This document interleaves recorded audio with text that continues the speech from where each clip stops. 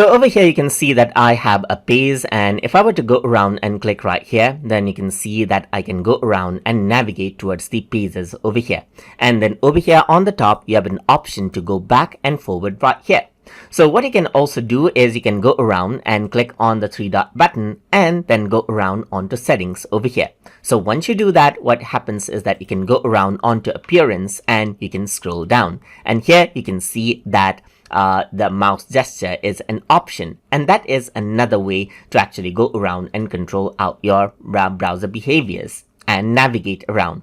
By default this is turned on, so you need to go around and turn this on and go to customize mouse gestures to see what you have. You can also go around and change around the action and click on reset all gestures right here to reset it out to default. So over here you can see that this is what I have. So I can go left and right here, which is go back and forward.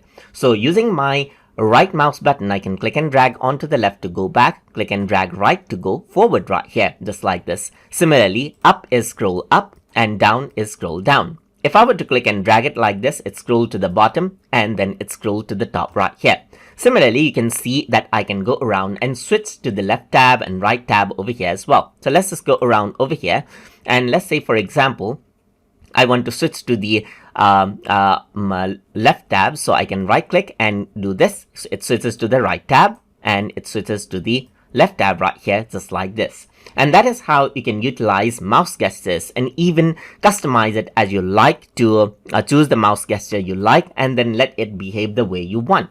So that is how you can customize mouse gestures and utilize mouse gestures inside of Microsoft Edge.